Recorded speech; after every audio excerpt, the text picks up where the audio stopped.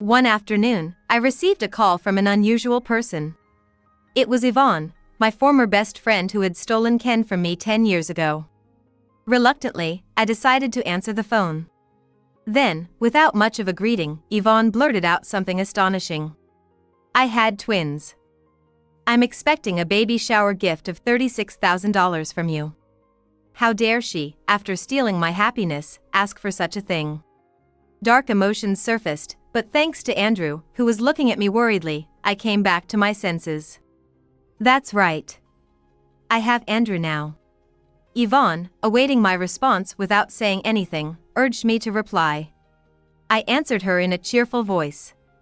Sure, I'll go with my husband, the bank president. What? I could hear Yvonne's bewildered voice. I continued talking to her.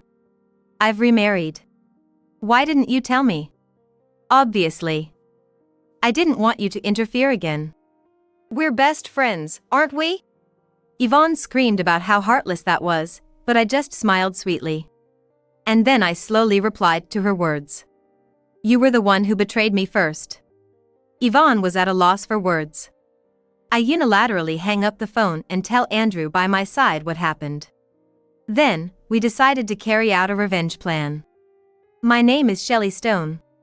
I'm a 45-year-old housewife. I'm living a happy married life with my husband and 2 kids. My husband, Andrew, and I are in a second marriage. Andrew was a single father with 2 children at the time. Meeting Andrew, I wanted to be by his side and support him. That's why I decided to marry him. Andrew is very kind and family-oriented. Despite being busy with work, he helps with household chores and parenting. I loved him for all these reasons. Conversely, I still think my first marriage was a failure. I met my ex-husband, Ken, through the internet. We happened to match when I was around 30, and we got married because we were compatible. After getting married, I realized that Ken and I had completely different interests and values. But it was too late. Even so, both Ken and I tried to compromise at the beginning. The dark clouds over our marriage began a year after we got married. It started when my best friend visited our new home. This visit would lead me to the depths of despair. Hey, Shelley, can I come over? Yvonne! That was my best friend, Yvonne, contacting me. She couldn't attend the wedding due to scheduling conflicts, so she wanted to visit our house on a convenient day to celebrate. Since it's a special occasion, is it okay if I come over when your husband is there? I want to greet him. I'd love that, please do. Yvonne has been my best friend since high school. She was the first one to talk to me when I enrolled. Despite everything, she's still my beloved best friend. I gladly accepted Yvonne's request. Little did I know that this would lead to such an incident. The following week, Yvonne visited my new home with plenty of gifts. Nice to meet you. I'm Yvonne, Shelley's best friend. Nice to meet you. My wife always speaks highly of you. Yvonne smiled warmly and greeted Ken. Then, following Ken's lead, she entered the living room. I walked behind them and headed straight to the kitchen. I'd like some tea. Okay, then me too. Ken, usually a coffee-only guy, wanting tea? I sighed as I looked from the kitchen to the living room. Got any tea? While asking me, Ken was completely fixated on Yvonne, not even looking my way. Yvonne has always been beautiful, and even more so now, so I understand the fascination. But stretching his nose out like that when he has a wife? I thought so but still responded. No, we don't have any tea since we never drink it. Yvonne, couldn't you drink coffee? I can, but... Yvonne glanced at Ken after saying that. I like Yvonne, but honestly, I don't like that gesture of hers. Because whenever Yvonne does that, most men end up wrapped around her finger. You've come all this way. Go buy some for her. As expected, I sighed at his words. Yvonne, with a somewhat troubled look, wouldn't say coffee is fine. Reluctantly, I went to buy tea. After purchasing it at the nearest supermarket, I was walking back home. Then my phone rang. It was Ken. Sorry, but could you also pick up some cake on your way back? Well, wait a minute. Ken hung up without waiting for my reply. No matter how many times I called back, Ken wouldn't answer. He must be busy chatting away. I had no choice but to stop by a cake shop before heading home. I'm home. Oh, welcome back. As I entered the living room, I noticed the window was open. Both of them were lightly dressed, perhaps it was still too warm inside. They could have just turned off the heating. That's what I thought as I spoke up. Was it hot? Yeah, it was kinda hot. You should have turned off the heating. Yeah, we should have, would have been better. Ken seemed somewhat flustered. There was nothing unusual in the living room, and Yvonne was smiling at me cheerfully. Despite feeling uneasy, I pretended not to notice and laid out the cake. Here you go. Shelley, thank you. Yvonne thanked me cheerfully and picked a slice of cake. Then she sat down next to Ken to eat. Watching them made me feel uneasy. But Yvonne has always been a person who's comfortable being close to others, so I tried not to think too much about it, assuming it was pointless to say anything. Hey, Shelley, Ken is really wonderful, isn't he? Well, I guess. I responded bashfully to Yvonne's words. Then Yvonne smiled beautifully and continued talking while placing her hand on Ken's knee. Absolutely. He's so handsome, and above all, he's a banker, right? That's wonderful. Thank you. You're wonderful too, Yvonne. My goodness, that's so nice to hear. Ken, a banker, had recently been promoted. When Yvonne praised him for it, Ken smiled very happily. Although there were supposed to be 3 of us, it suddenly felt like they were in a world of their own. Feeling somewhat uncomfortable, I silently ate my cake and moved to the kitchen. Ken, can I come over again? Of course, please do. Right, Shelley? Finally called by my name, I looked up. Only then did I notice Yvonne leaning on Ken. Sure, but isn't that a bit close? Come on, Shelley, are you jealous? If you're too clingy, Ken may not like that. It's not about that. As I responded more sharply to Yvonne's teasing, Ken frowned. Shelley, that's rude to Yvonne, who came all the way here. Apologize. Excuse me. Apologize. Ken had never raised his voice before. So, I was shocked and my eyes widened. It's okay, Ken. I'm not mad. Right, Shelley? We're best friends after all. Sorry. I apologized reluctantly, and Yvonne looked very pleased. Next to her, Ken was smiling kindly at Yvonne. Watching this made me feel terrible. Yvonne stayed for dinner and was glued to Ken the whole time. And then she hugged Ken before leaving. Yvonne is really beautiful, isn't she? Did you enjoy flirting with my best friend? What, are you jealous? No. After Yvonne left and I confronted him with a stern look, Ken suddenly became sullen. What, it's not jealousy but envy. It's not good to be envious just because Yvonne is beautiful. That's not it. Give me a break. I'm going to bed. You can clean up. With that, Ken went straight to the bedroom. Left alone, I cleaned up while crying. And from that day on, Ken's behavior became noticeably strange. I don't need dinner tonight either. Again, today? Got a problem with that? It's not that, but Ken started dining out about half the week. He said he was busy with work, but he seemed too cheerful for it to be just work. I had a bad feeling but tried not to think about it. Make sure you iron my shirts properly. Don't embarrass me. Okay. Since Yvonne's visit, Ken began to treat me with disdain. It was very sad and painful. I once asked Ken why he was acting this way. However, Ken just glared at me and completely ignored me. Don't worry about that and just get on with the housework. Ken said that without offering any help. I sadly watched Ken leave for his outings on nights he didn't need dinner. After a month of living this way, Yvonne suddenly showed up one day. Shelley, I have something I need to talk to you about. Yvonne! I told you to wait. But, I just really. Hearing their conversation at the entrance, I realized my bad feeling had become reality. Since when? Ken, looking a bit uncomfortable, muttered a response. Since the day Yvonne visited. Hearing that, everything went dark before my eyes. Then Yvonne spoke to me. I thought it was wrong. After all, he's your husband. But I've fallen in love with Ken. Yvonne, with tears in her eyes, said this, and Ken moved closer to comfort her. Honestly, I had a feeling it would come to this from the first time I saw Ken and Yvonne together. I was just looking away. Are you going to divorce me? I'm sorry, but I've fallen in love with Yvonne. I'll pay the alimony, so please don't ask her for anything. Ken's words hit me like a blunt instrument, bringing a surge of anger. Why do you get to decide that? I'll demand alimony from both of you. All right. I'll cover Yvonne's part too. Please do as you wish. Unable to bear the sight of the man I loved protecting his affair partner, I yelled, and Yvonne flinched. Ken hugged her as if to protect her.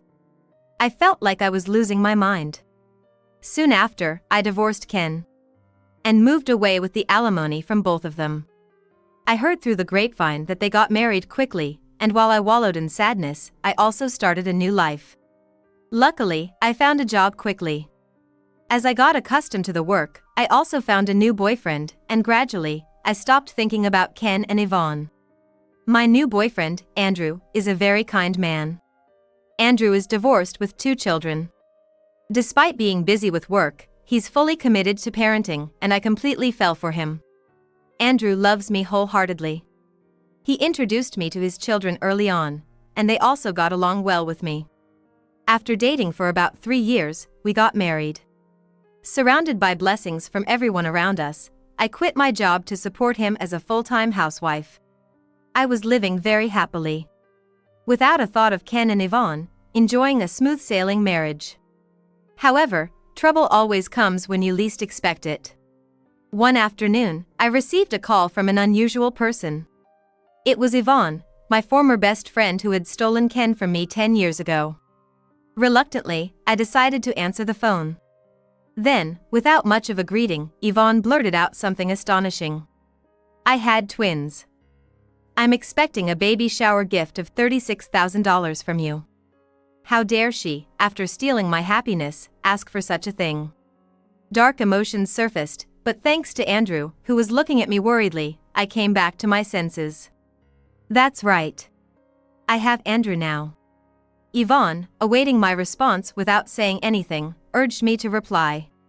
I answered her in a cheerful voice. Sure, I'll go with my husband, the bank president. What? I could hear Yvonne's bewildered voice. I continued talking to her. I've remarried. Why didn't you tell me? Obviously. I didn't want you to interfere again. We're best friends, aren't we? Yvonne screamed about how heartless that was, but I just smiled sweetly. And then I slowly replied to her words. You were the one who betrayed me first. Yvonne was at a loss for words. I hung up the phone unilaterally and explained the situation to Andrew beside me. Then, we decided to carry out a revenge plan. After discussing with Andrew, we finalized the plan. What I had originally planned at the beginning of the divorce, I had forgotten because I was having so much fun dating Andrew. But if they're going to bring it up again, that's a different story. Go all out, that's what I say. Yeah, thanks. I thanked him and nodded. Then, I spent the next week repeatedly simulating my reunion with Yvonne. On the day we had agreed upon, I headed to the address Yvonne had given me and rang the doorbell. Welcome. Oh, your husband? Yes, that's right. I didn't know you had remarried. You could have told me. How can you say that? You did that to me. Yvonne's face clouded over for a moment at my words, but she still managed to keep a smile and ushered us inside. The interior, larger than the house Ken and I had lived in, was scattered with branded clothes and bags here and there. All women's items, so they must be Yvonne's. Still into designers' brands, I see. Oh, yeah. But actually, I prefer simpler things. Yvonne, for some reason, answered Andrew instead of me. Come to think of it, it was the same with Ken. I felt like screaming right there and then. But Andrew stopped me. Yvonne, the question was directed at Shelley. I don't particularly have anything I want to ask. Oh, is that so?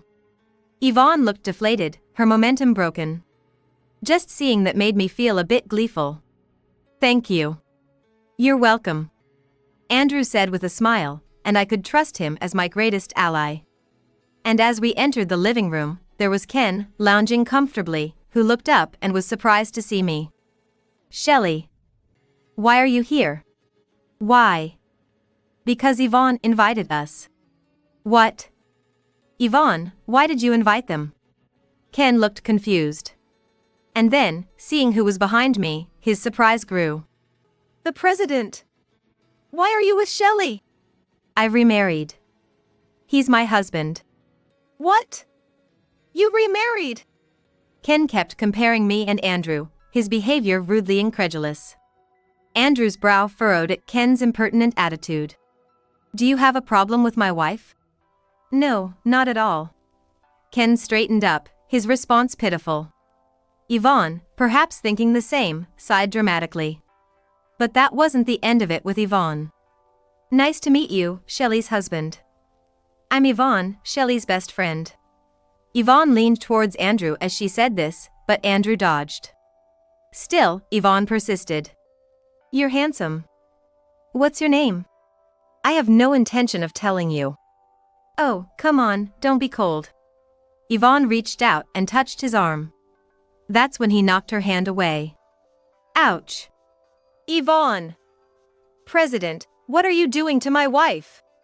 Ken glared at Andrew, reacting to Yvonne's minor cry of pain. Then Andrew, clearly exasperated, turned to Ken. Your wife was the one who suddenly touched me. And you don't feel sorry for Yvonne? I don't think so.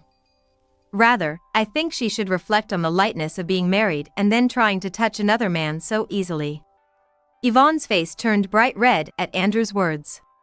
Clearly offended, she glared back at him. Facing Yvonne, I finally spoke up. So, Yvonne, trying to steal someone else's man again, huh? What? Thought I wouldn't notice? I pulled out photos from my bag and scattered them. They showed many men. Yvonne turned pale at the sight. What's this? These are photos of all your past boyfriends. Well, Yvonne is beautiful, after all. Sure, but that doesn't give her the right to keep stealing other people's lovers. Ken too turned pale, recognizing the pattern, but then he quickly grabbed a photo. Hey, is this a recent photo? Yes, that was just taken the day before yesterday. Hearing this, Ken glared at Yvonne. And thrust the photo at her. It showed Yvonne walking arm in arm with a young man. Why do you have this? Hey, didn't you say you were staying at your mom's because she was sick the day before yesterday? Ken raised his voice. Yvonne tried to make excuses, but Ken wasn't having any of it. We're getting divorced. I'm done. Why does it have to come to this? As they started to argue, I intervened. The conversation wasn't over yet. I showed them another photo. This time, Ken went white as a ghost. What's this? This shows you, doesn't it? Andrew said, causing Ken to shake his head in panic, but the photo clearly showed Ken's face. Faced with undeniable evidence, Ken slumped down. Please, anything but losing my job. I can't just overlook someone who embezzled funds. That's impossible. Indeed, Ken had been embezzling money from the bank. This was discovered soon after we began preparing our plan.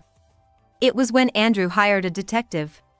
There had been frequent discrepancies in Ken's department's finances, and Andrew had his suspicions about Ken, who was known for his lavish lifestyle.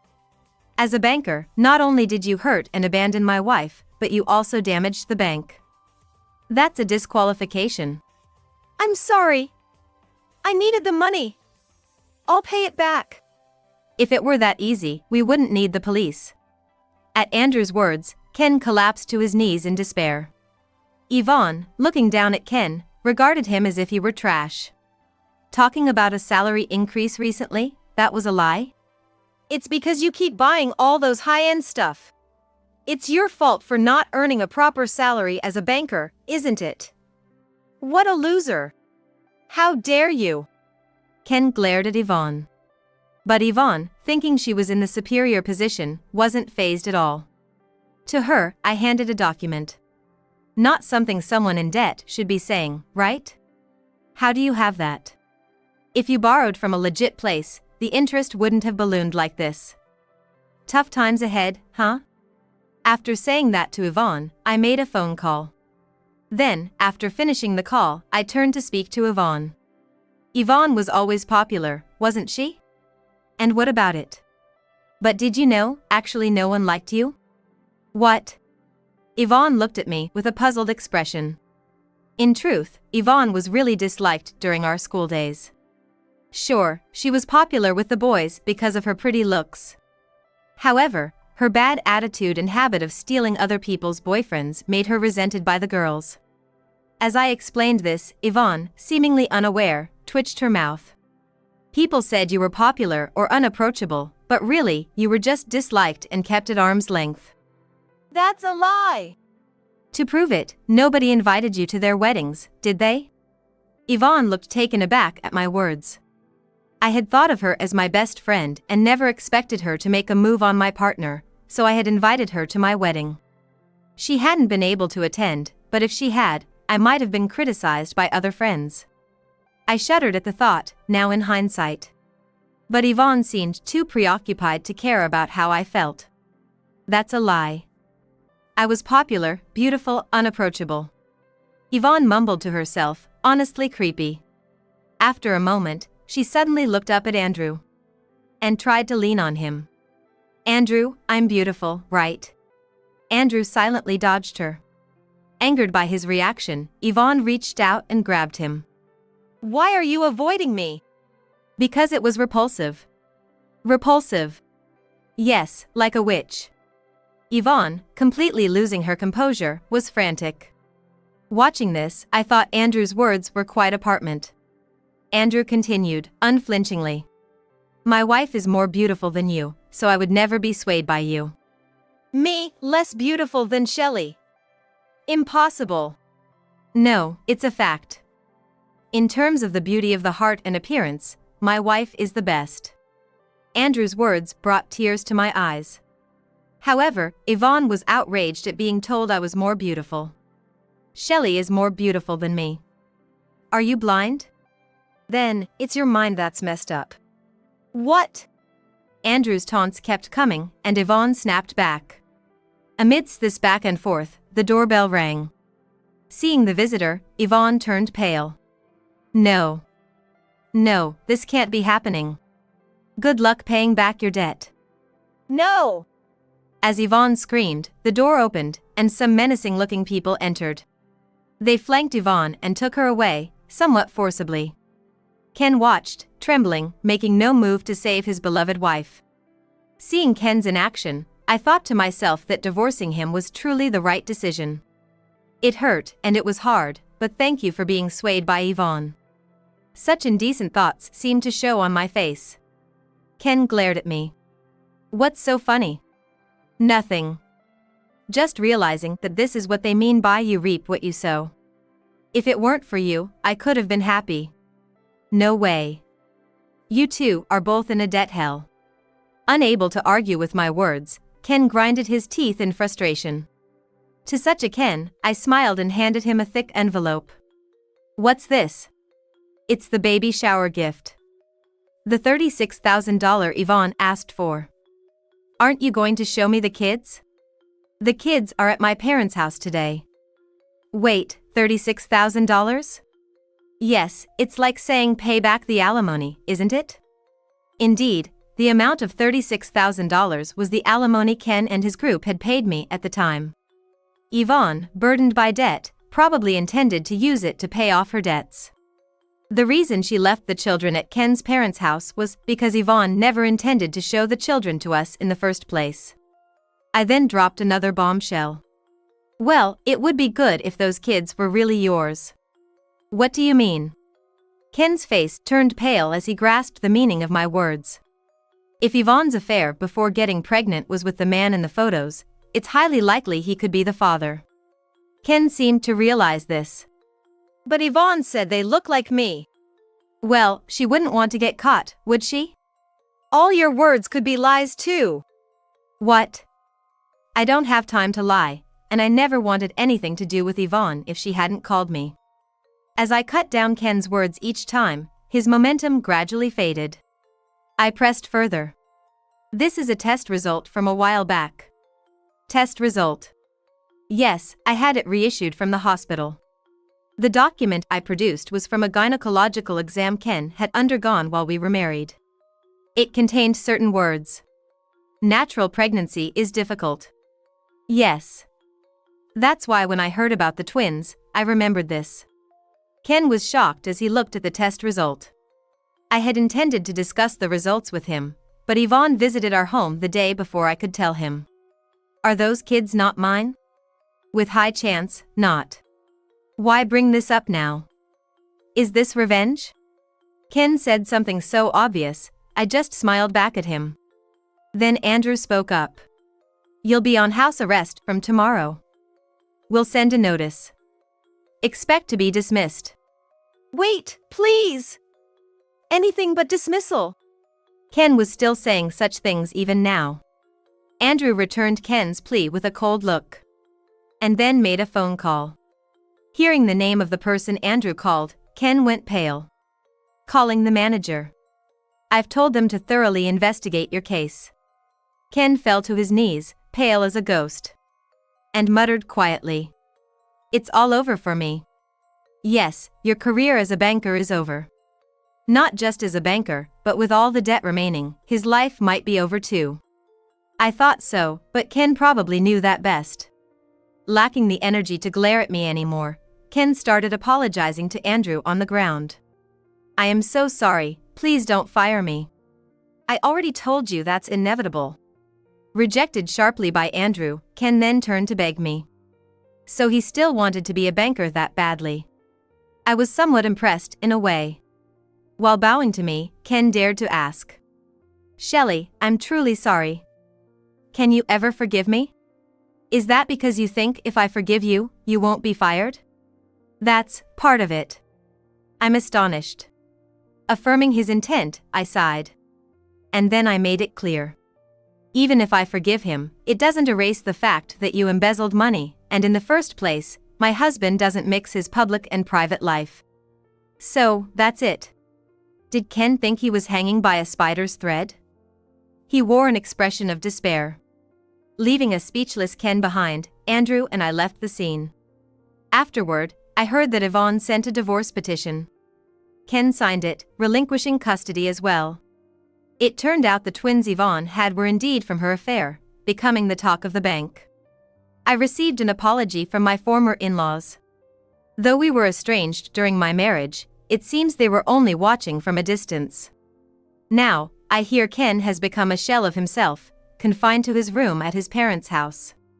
As Andrew declared, Ken was fired from the bank. Burdened with debt and required to repay the embezzled amount, his life has become exceedingly difficult. I heard he's juggling jobs day and night, subsisting on sprouts to stave off hunger. He once came to our house in shabby clothes, but security stopped him before he could even reach the door. I might seem callous for not pitying Ken's downfall from grace. But upon reflection, it's probably what he deserved. Yvonne's parents, who I knew, were shocked when I informed them of the truth. Apparently, they were unaware of how Yvonne met Ken and that he was my ex-husband. They apologized so much I felt sorry for them. They offered a nuisance fee, but since it wasn't their fault, I declined. Yvonne was taken away by debt collectors, and her whereabouts are unknown. A letter from near the sea arrived once, so she might be alive somewhere. The twins were being raised by Yvonne's elderly parents, who couldn't manage and recently placed them in a facility. It might be sad, but growing up away from Yvonne might be for the best. Realizing I've come to dislike Yvonne this much was a revelation to me. Andrew is diligently performing his duties as a bank president, though he's been coming home late recently. He always keeps in touch, so I have no worries about infidelity. Meeting such a gentleman has made me feel fortunate, and the painful divorce seems worth it if it led me to marry him. He mentioned hiring a new secretary recently and wants to host a home party, preparing barbecue equipment with enthusiasm. Watching him makes me feel genuinely happy. Lately, I've gotten into going on trips with the kids, just the three of us. Mostly, it's day trips close to home, but they're incredibly refreshing and fun. Andrew wants to join us, but he's so busy right now he can't find the time, so we're making the most of our time together, just the three of us. The older child is already in middle school but still calls me mom and adores me. The younger one hugs me and says I love you, making every day extremely happy. And now, there's a new life growing inside me. Being 45 and facing a high-risk pregnancy since it's my first, I still want to carefully raise this precious life we've been blessed with.